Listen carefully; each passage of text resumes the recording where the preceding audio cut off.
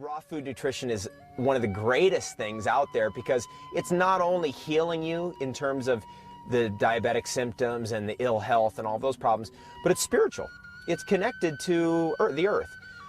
I really believe that one of the things that disconnects us from the earth is because we take a natural food like this, we throw it through microwaves, roast it, broil it, extract it, add chemicals to it, put it in bags, and then sell it to people, and people eat that. Why don't you just eat it straight from the earth directly? That's the underlying teaching here. Well, when you do that, and I've been doing that for over a decade, you do get connected to God, to Mother Earth, or whatever, in a different way than you can perceive with your mind. It's a type of value that you cannot get anywhere else, or you can't imagine it. You have to experience it. Absolutely. Your spirituality is awakened in a different way, in a different sense. There are a lot of people that come to spirituality eating a lot of bad foods too. But once you get on that bandwagon of putting God's food in you, there's a reason that every major religion has a fasting time and a cleansing time so that we can make that connection again, so that we can get closer. So when you start to put God's foods into your body, of course that God flow that's going through you is tapped into a lot easier. And I know my own spiritual practice went up millions of degrees once my diet changed and I cleaned my body out. It made all the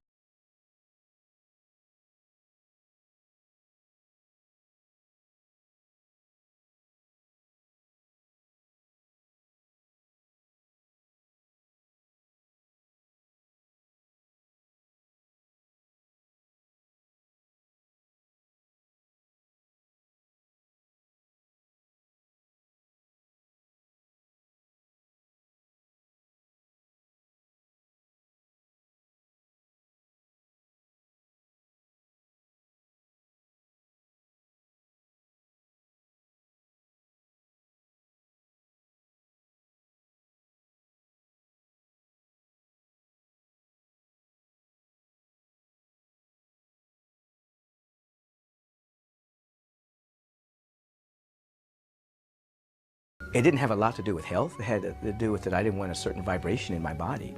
I didn't want the vibration of a dead cow. I didn't want the vibration of a fearful chicken, or entering into my body. I wanted my body to be able to maintain a certain vibration and frequency that would match my prayer life and my meditation life.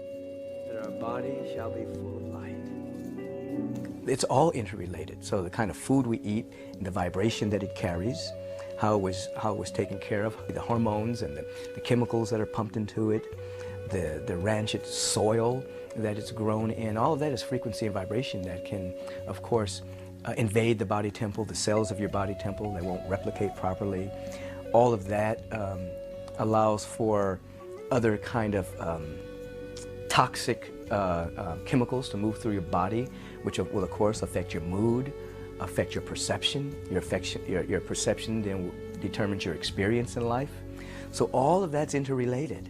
You see, from the kind of food you eat, the kind of thoughts you think, the kind of actions you ultimately take, coming from a low frequency, a low vibration, you end up creating a world for yourself that's not about happiness or joy or bliss or creativity.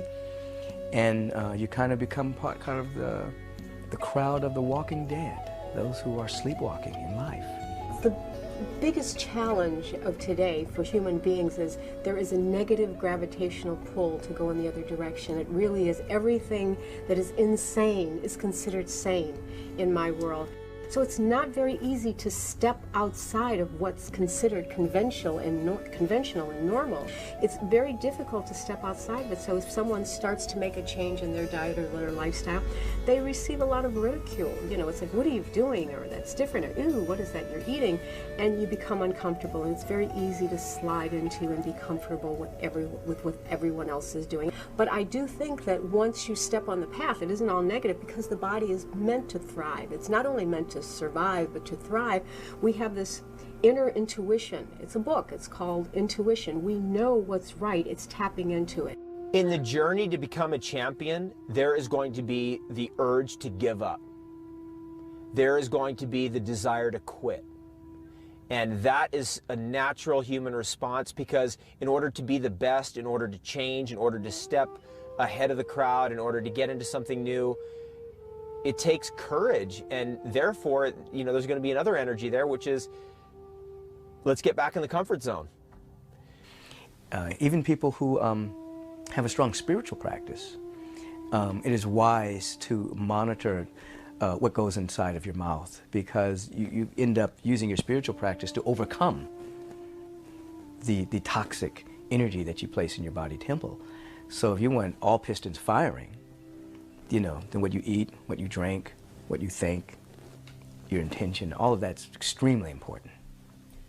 The opportunity for people that are struggling in life, that are having health issues, I want to encourage people to realize there aren't too many health issues that you really can't overcome. And your body has that God-given built-in remedial capabilities.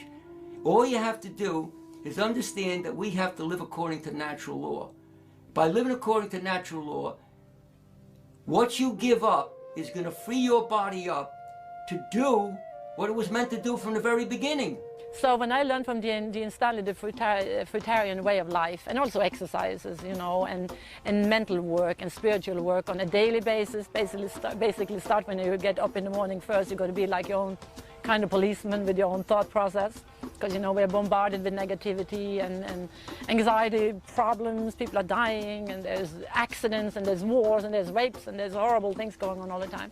So you always have to make sure, as much as you can, to stay in a positive frame of mind. You know, the glass is always half full, no matter what happens. And you have to pray, and you have to have faith in God and faith in yourself, and you know, find your purpose in life. It happened for me when I turned 50. I just knew I was going to be a public speaker.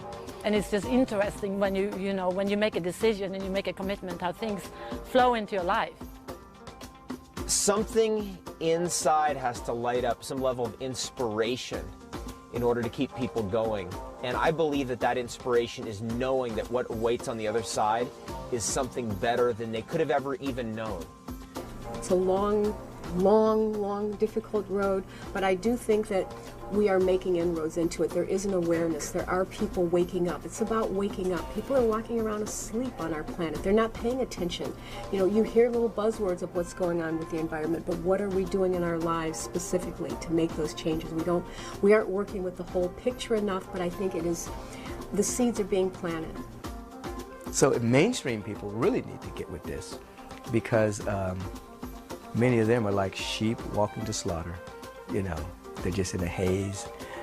They think they've arrived on the planet to be consumers. They're addicted to the next mall, the next fast food restaurant, the next bigger and brighter hamburger or something. And they're killing themselves and setting themselves up to be leached on by the pharmaceutical companies till they die. And that's not why we're here. We're here to be creative expressions of the infinite. We are the stars looking back at themselves, with all of the power that's within us being used to conform to a sick society. And now we need to set ourselves free to heal, to allow the power to express, so that we can not only be the creative individuals that we're called to be, but to then build a world in which every boy and girl, man and woman has their basic needs met, so we can harvest everyone's gifts and talents and absolutely build heaven on earth.